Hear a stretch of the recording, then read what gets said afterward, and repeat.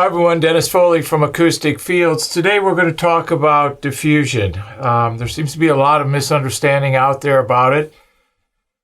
It's a shame really because diffusion is such a great tool, especially in two-channel playback, control rooms, mixing rooms, rear wall situations, ceilings in home theaters, rear walls in home theaters.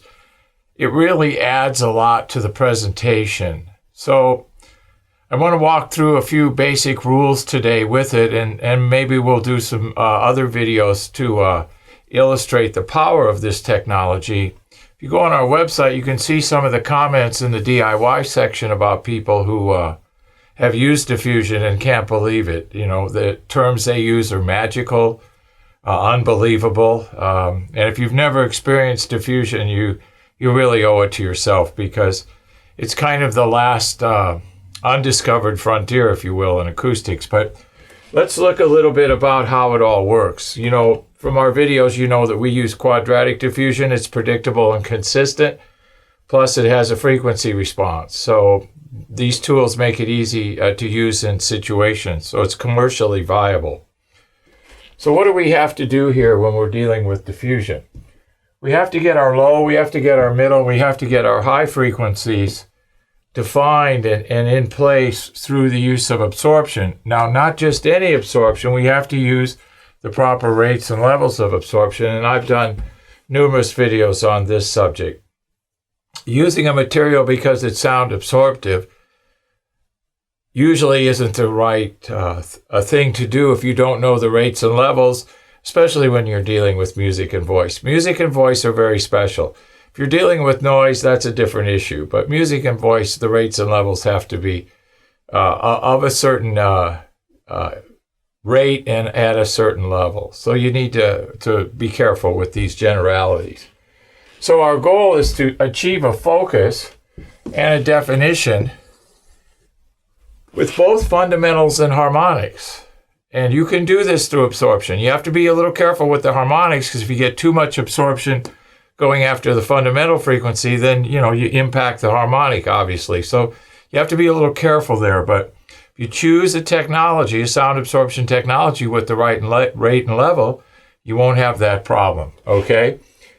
And it's okay to over-absorb a little bit when you're dealing with diffusion. And we'll go into the reasons for this later. But it's good to get a certain percentage of over-absorption, especially in the middle and high frequencies, because when you add diffusion, diffusion does not discriminate. What does that mean? That means whatever you give it, if it's muddled, if it's fuzzy, if it's unclear, it's not defined, then it'll give it to you right back. So you want to make sure that, you know, the old saying with computers years ago, garbage in, garbage out, we don't have that anymore because they're all garbage. But anyway, the bottom line here is diffusion does not discriminate. So you want to make sure that you get your definition first before the reflected energy goes into the diffuser.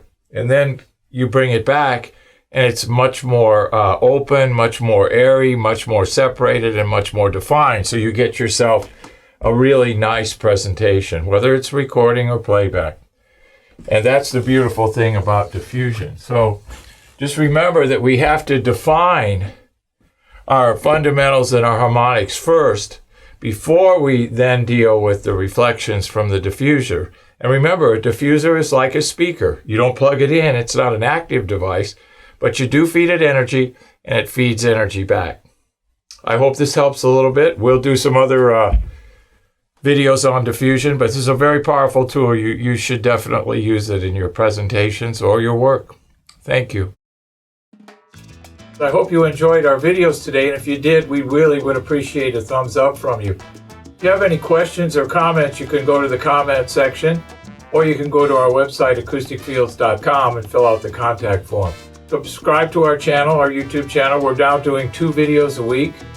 If you have some ideas for topics, you can submit those to us also. If you're having room issues, we have that free room analysis. You can click on the button below, and we'll compare your room to our database of 120 built rooms that we built and actually measured, and I guarantee you your room is in that database.